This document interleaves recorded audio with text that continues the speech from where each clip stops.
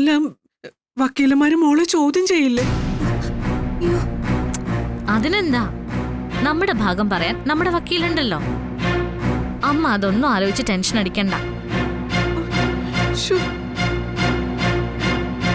അനു, നിനക്ക് പേടിയുണ്ടോ? ചെറിയ പേടിയുണ്ട്.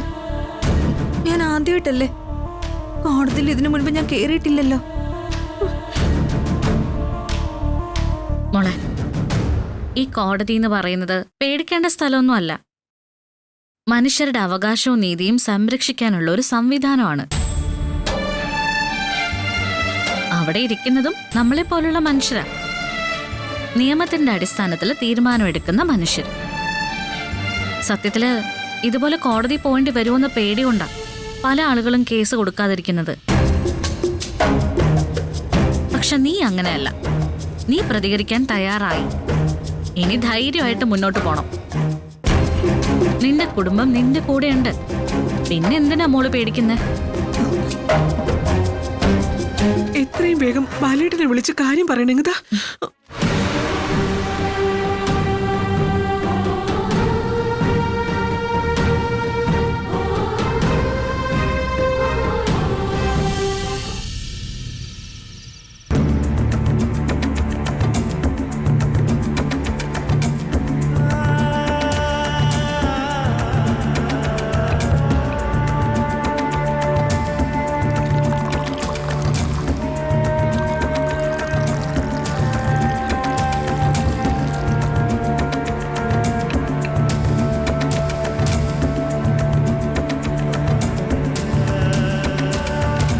അച്ചുവേട്ടാ,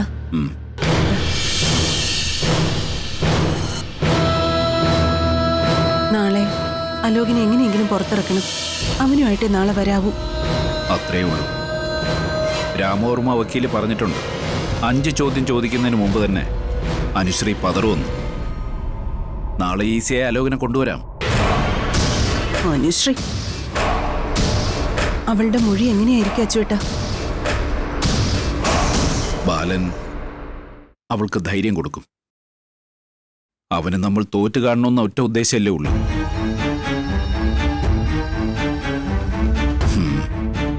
അവരുടെ വക്കീലും മോശമല്ല. എന്തായാലും അനുശ്രീയെ ആശ്രയിച്ചായിരിക്കുന്നെ നാളത്തെ വിധി.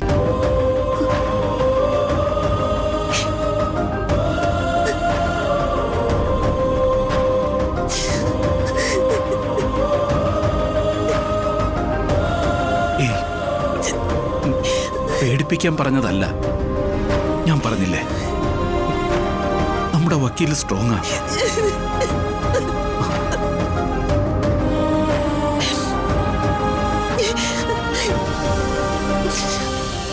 അച്ചുവേട്ടാ, നമ്മുടെ മോൻ തിരിച്ചു വന്നാലേ ഉടനെ അവന്റെ കല്യാണം നടത്തണം. അനന്തേട്ടൻ അന്ന് കൊണ്ടുവന്ന വിവാഹാലോചനയില്ലേ, ആ അമേരിക്കക്കാരന്റെ മകള്. ഞാനും അതിനെക്കുറിച്ച് തന്നെ ആലോചിക്കുന്നേ.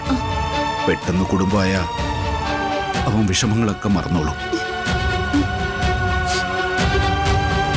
എന്റെ ഈശ്വര, തടസ്സങ്ങളൊന്നും ഇല്ലാതെ എന്റെ മോൻ നാളെ ഇങ്ങ് തിരിച്ചെത്തണേ.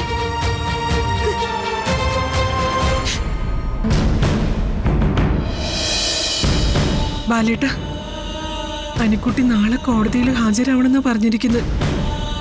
അതിനെന്താ, ഹാജരാവാം. എനിക്ക് പേടിയാവുന്നു ബാലേട്ട. അമ്മേ, കോടതിയുടെ രീതി ഇങ്ങനെയാ.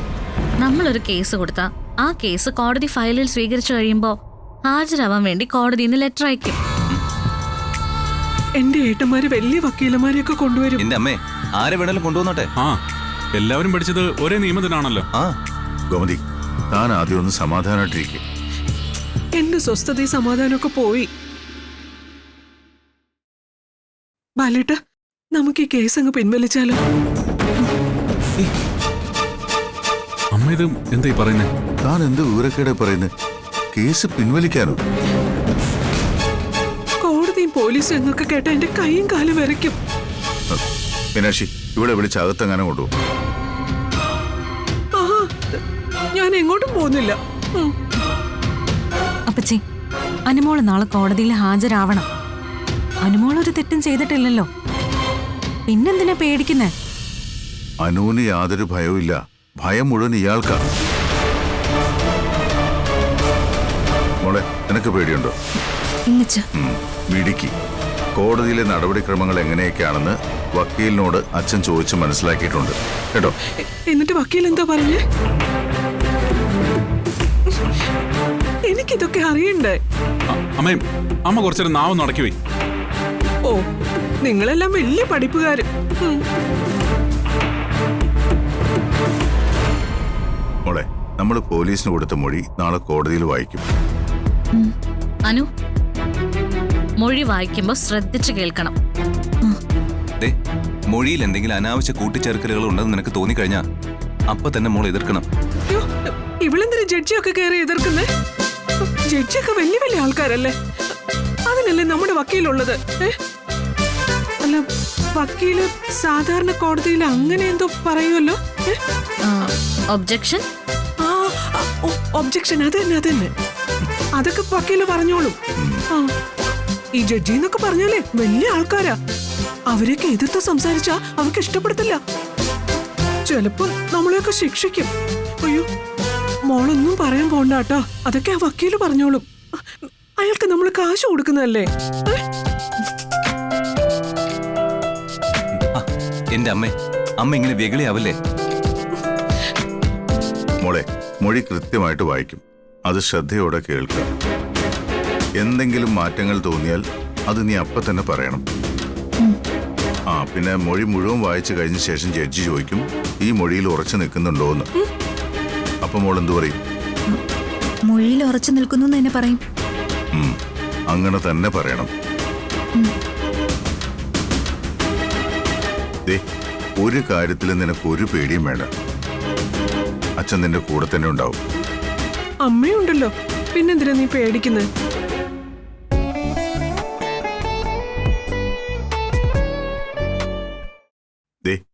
ഒരു കാര്യത്തിലും നിനക്ക് ഒരു പേടിയും വേണ്ട. അച്ഛൻ നിന്റെ കൂടെ തന്നെ ഉണ്ടാവും. അമ്മയുണ്ടല്ലോ, പിന്നെന്തിനാ നീ പേടിക്കുന്നത്?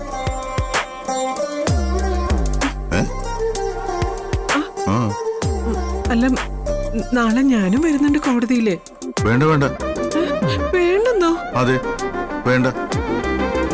നാളെ കോടതിയിലേക്ക് ഞാനും അനു മാത്രം പോയാ മതി. പാലേട്ട, ഞാനും കൂടി വരാം. എന്തിനാ? അപ്പച്ചി അങ്ങോട്ട് പോവാതിരിക്കുന്ന നല്ലത് എന്ന് പറഞ്ഞാൽ അതെങ്ങനെ ശരിയാവുന്നത്? ഞാനും പോവും. അതേ ശരിയാവൂ. താൻ ഇവിടെ തന്നെ ഇരുന്നാ മതി. മോളെ, അച്ഛൻ രാവിലെ അമ്പലത്തിൽ പോയിട്ട് വരാം. അപ്പോഴേക്കും മോള് റെഡിയായിരിക്കണം.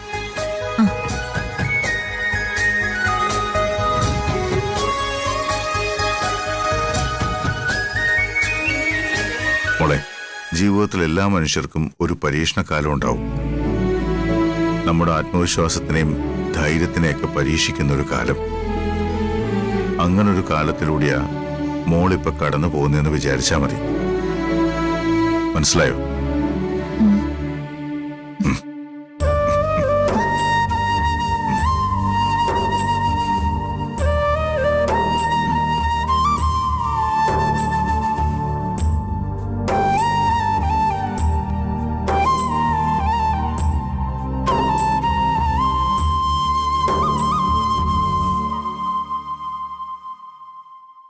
നാളെ കോടതിയിൽ എന്തായിരിക്കും സംഭവിക്കാന്ന് ആലോചിക്കുമ്പോ അലോകിനെ ശിക്ഷിച്ചാൽ അവനെ ശിക്ഷിക്കണം. അനുശ്രീയോട് കാണിച്ചു കൂട്ടിയത് എന്തൊക്കെയാ? ദുഷ്ടൻ. അവൻ കാരണമാ നമ്മുടെ വീട്ടിൽ ഒരു സമാധാനവും ഇല്ലാത്തത്. വല്ല ജീവപര്യന്തവും കൊടുത്ത് സ്ഥിരമായിട്ട് ജയിലിൽ കിടന്നിരുന്നെങ്കിൽ കുടുംബത്തിനും നാട്ടുകാർക്കും സ്വസ്ഥത കിട്ടിയേനെ. നീ പറയുന്നത് പോലെ ഒന്നും നിസ്സാരമല്ല. അലോകിനെ ശിക്ഷിച്ചാൽ കാര്യങ്ങൾ നമ്മൾ വിചാരിക്കുന്നിടത്തൊന്നും നിൽക്കില്ല. അച്യുതൻ പ്രതികാരത്തിനായി ഇറങ്ങും. പക തീർക്കാൻ അവൻ ഏതറ്റം വരെയും പോകും. അലോകിന്റെ അവന്റെയും ദേഷ്യം മുഴുവൻ ബാലന്റെ അടുത്താ. പിന്നെ ആര്യനെതിരെയും. ആര്യനെ ഏതെങ്കിലും തരത്തിൽ അപായപ്പെടുത്താൻ നോക്കുമെന്നാ എന്റെ പേടി. ഞാൻ നിന്നെ പേടിപ്പിക്കുന്നതല്ല, അതിനുള്ള സാധ്യത ഉണ്ടെന്നാ പറഞ്ഞത്. നന്ദിതേ, ഞാൻ ആലോചിക്കുന്നത് നമുക്ക് മിത്രയെ ഇങ്ങോട്ട് കൂട്ടിക്കൊണ്ടു വന്നാലോന്നാ. ആര്യനെ മിത്രയും വിളിക്കാം. അന്നേ ഞാൻ പറഞ്ഞതല്ലേ, ആര്യനെ പോലെ നല്ലൊരാളിനെ മിത്രയ്ക്ക് കിട്ടിയത് ഭാഗ്യമാ. ആര്യനെ കൊണ്ടുവരുന്നതിനെ പറ്റി ചിന്തിക്കേ വേണ്ട. നമുക്ക് മിത്ര എങ്ങനെങ്കിലും കൂട്ടിക്കൊണ്ടുവരാം. ഇനി ചിലപ്പോ അവൾ ഇങ്ങോട്ടേക്ക് വരാൻ വേണ്ടി ആഗ്രഹിച്ചിരിക്കുവാണെങ്കിലോ? അച്യുതനും രാജശ്രീയും നേരത്തെ തന്നെ ആവശ്യപ്പെടുകയല്ലേ ഈ കാര്യം. അനുശ്രീ ഇവിടുന്ന് പോയതിനു പകരമായിട്ട് മിത്രയെ കൂട്ടിക്കൊണ്ടുവരണമെന്നല്ലേ അവർ പറയുന്നത്. മിത്ര വന്നാൽ അവന്റെ ദേഷ്യവും കുറയും. പക്ഷേ മിത്ര വരുമോ? നാളത്തെ കോടതി വിധിയൊന്നു വന്നോട്ടെ. അത് കഴിഞ്ഞാൽ ഇക്കാര്യത്തിൽ നമുക്കൊരു തീരുമാനം ഉണ്ടാക്കാം.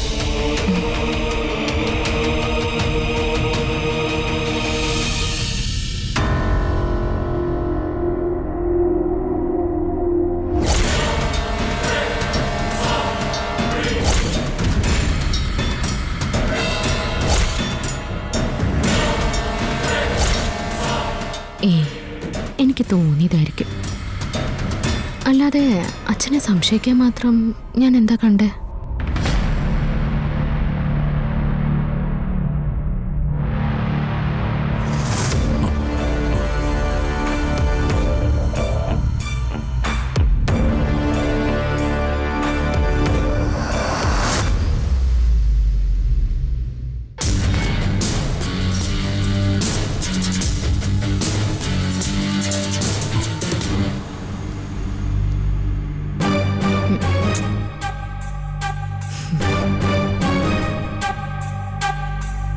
ആനന്ദേട്ടാ, ആനന്ദേട്ടാ,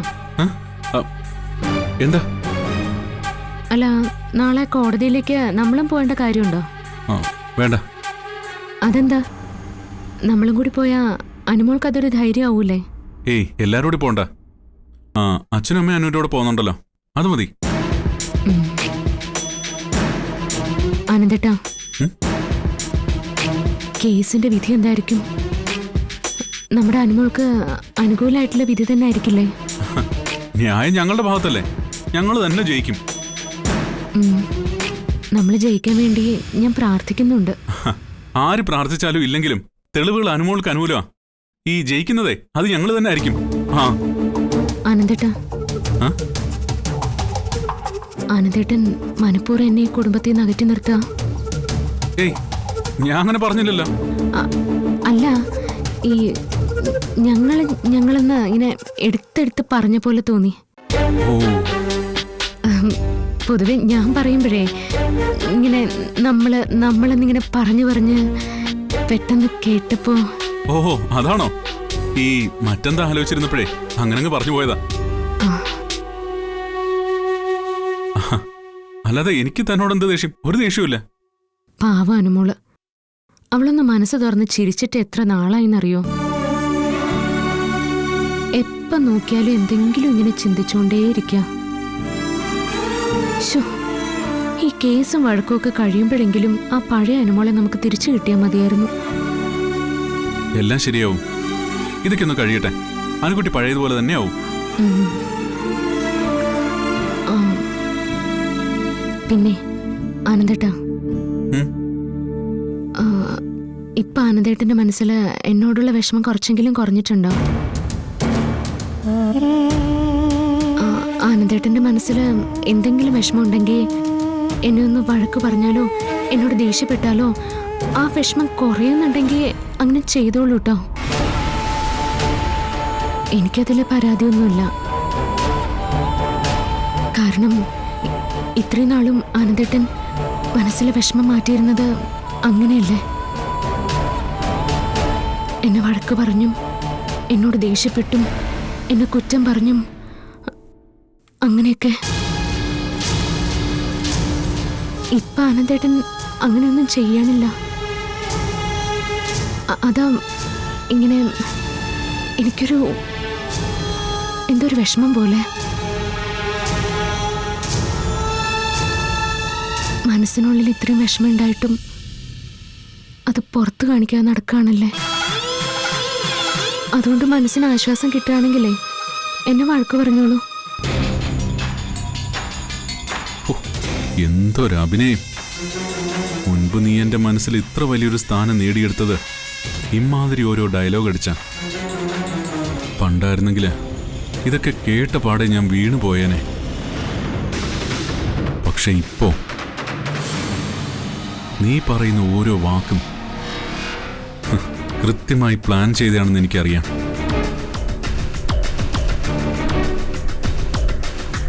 എന്താ അനന്തേട്ടാ? അനന്തേട്ടാ എന്താ എന്താ ആലോചിക്കുന്നത്? ഏയ് ഒന്നുമില്ല. ദേവി കിടന്നു. Good night. Good night.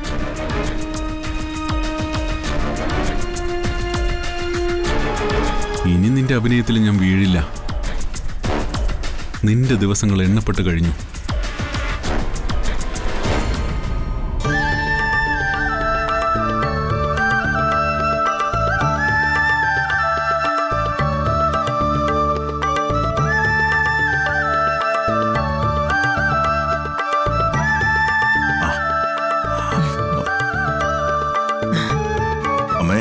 അമ്മ എന്നെ കാത്തു നിന്നാണോ? അതെ ബാല, നിന്നെ കാണാൻ വേണ്ടി നിന്നതാ. നിന്നോട് എനിക്കൊരു കാര്യം സംസാരിക്കാനുണ്ട്. അമ്മ പറഞ്ഞു. കൃഷ്ണമംഗലത്തെ സമാധാനം ആകെ നഷ്ടപ്പെട്ടിരിക്കുക ബാല. അലോകിനെ അറസ്റ്റ് ചെയ്ത ദിവസം മുതല് അതാണ് അവിടുത്തെ അവസ്ഥ. ഞങ്ങള് പെണ്ണുങ്ങള് ഞങ്ങളുടെ സങ്കടം കരഞ്ഞു തീർക്കുന്നു. അച്യുതനും അനന്തനും അവരുടെ ഉള്ളും അലോകിനെ ഓർത്ത് നീറുന്നുണ്ട്. പുറമെ പ്രകടിപ്പിക്കുന്നില്ലെന്നേ ഉള്ളൂ. കേസ് കോടതിയിലെത്തി. അവന്റെ വിധി എന്തായിരിക്കുമെന്ന് ആർക്കും അറിയില്ല. എല്ലാവരും ആ ഭയത്തിലാ കഴിയുന്നേ. അമ്മേ, ഇതിലിപ്പോ എനിക്ക് എന്ത് ചെയ്യാൻ പറ്റും? എന്തെങ്കിലും ചെയ്യാൻ പറ്റുന്നത് നിനക്ക് മാത്രോ ബാല. അതിനാ ഞാൻ വന്നത്. അലോകിനെ ഞാൻ ന്യായീകരിക്കുകയല്ല. അവന്റെ ഭാഗത്ത് ശരിയുണ്ടെന്ന് ഒരിക്കലും ഞാൻ പറയില്ല. അവൻ ചെയ്തത് വലിയ തെറ്റ് തന്നെയാ. ഒരു പെൺകുട്ടിയുടെ ജീവിതത്തെ മുറിവേൽപ്പിക്കുന്ന തെറ്റ്. അതൊന്നും എനിക്കറിയാഞ്ഞിട്ടല്ല. പക്ഷേ അവൻ എന്റെ പേരക്കുട്ടിയല്ലേ ബാല. അവിടെയാ ഞാൻ നിസ്സഹായിയായി പോകുന്നത്. എനിക്ക് വയസ്സായി. ഇനി എത്ര നാള് ജീവിക്കുന്നു പോലും അറിയില്ല. എനിക്ക് 7 പേരക്കുട്ടികളുണ്ട്. അതിൽ പലരെ ഒന്ന് ചേർത്ത് പിടിച്ച് സ്നേഹിക്കാൻ പോലും ഭാഗ്യം കിട്ടിയിട്ടില്ല. പക്ഷേ എന്റെ കൺമുന്നിൽ വളർന്ന 2 പേര്, ഒരാള് മിത്രയും മറ്റേത് അലോകും. അനുവിന് സംഭവിച്ചത് വലിയ അനീതിയാണെന്ന് എനിക്കറിയാൻ പാല.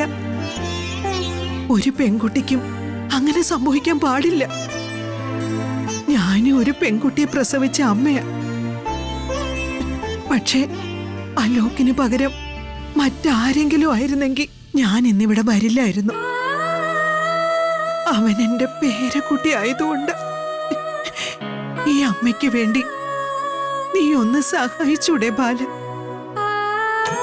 കോടതിയില് അവന് അനുകൂലമായിട്ട് ഒരു വാക്ക് പറഞ്ഞൂടെ? അമ്മേ, ഞാൻ കുഞ്ഞായിരുന്ന കാലം മുതൽ അമ്മയ്ക്ക് എന്നെ അറിയാവുന്ന. അമ്മയും പ്രതാപവർമ്മ സാറും സ്വന്തം മകനെ പോലെ എന്നെ വളർത്തിയത്. ആ നന്ദി കൊണ്ടാ ഇന്ന് ഞാൻ നിങ്ങളെ അമ്മയെന്ന് വിളിക്കുന്നത്. അമ്മ എന്നോടൊരു കാര്യം ആവശ്യപ്പെട്ട എനിക്ക് എതിർപ്പ് പറയാൻ കഴിയില്ല.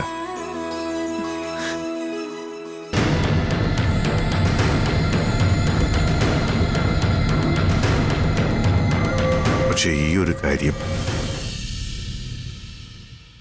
ഇതെനിക്ക് കഴിയില്ലമ്മേ.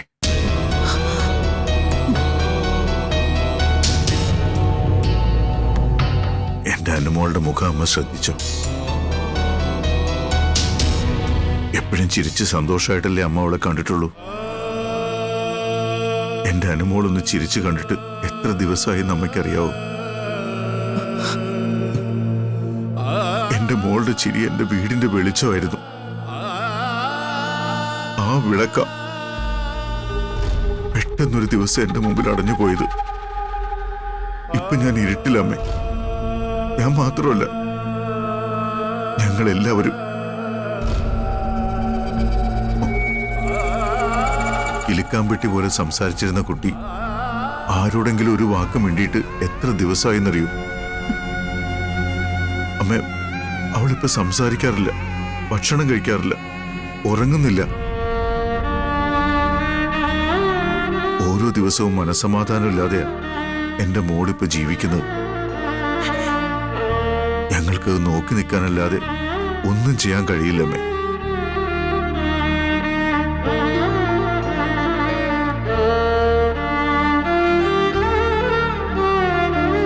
അവളെ സമാധാനിപ്പിക്കാൻ എന്താ പറയേണ്ടതെന്ന് പോലും എനിക്കറിയില്ലമ്മേ. ഒരച്ഛൻ എന്ന നിലയിൽ ഇതിലും വലിയ നിസ്സഹായത വേറെ ഉണ്ടോ? അമ്മേ, മിത്ര എന്റെ മരുമോള. അവളോട് ഇന്നും എനിക്ക് സ്നേഹവും കരുതലും ഉണ്ട്. പക്ഷേ എന്റെ മകളോട് അലോ ചെയ്തത് തെറ്റ് തന്നെയാണമ്മേ. ആ തെറ്റ് ചെയ്തവൻ ആരായാലും, ഇനി എന്റെ സ്വന്തം മകൻ തന്നെയാണെങ്കിലും ഞാൻ ഇത് തന്നെ ചെയ്യുമായിരുന്നു. കാരണം ഇവിടെ ഞാനൊരു അച്ഛനാണമ്മേ. എന്റെ മകൾക്ക് നീതി കിട്ടണം. അതാണമ്മേ എന്റെ കടമ.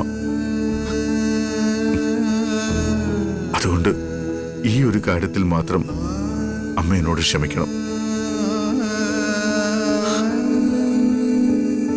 കോടതിയിൽ ഞാൻ സത്യം മാത്രമേ പറയൂ. എന്റെ മകൾക്ക് നീതി കിട്ടാൻ അവസാനം വരെ ഞാൻ അവളുടെ കൂടെ നിൽക്കുമേ. അലോക് ചെയ്ത തെറ്റിന് നിയമം തീരുമാനിക്കുന്ന ശിക്ഷ അവൻ അനുഭവിക്കണം.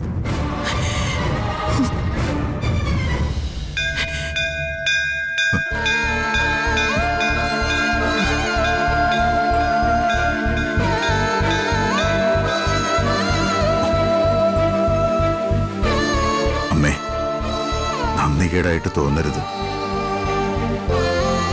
ഇത് ഒരച്ഛന്റെ കടമയാ. ആ കടമ എനിക്ക് നിറവേറ്റിയേ പറ്റൂ.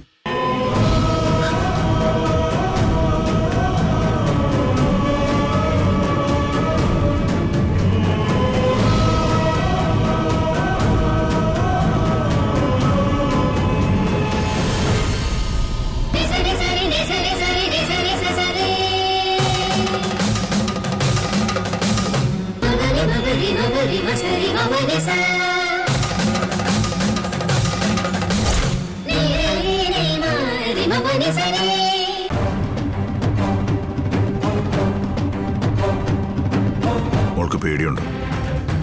പേടിക്കേ വേണ്ട. സത്യം നമ്മുടെ ഭാഗത്തുള്ളപ്പോൾ നമ്മൾ ആരെയാ പേടിക്കണ്ടേ?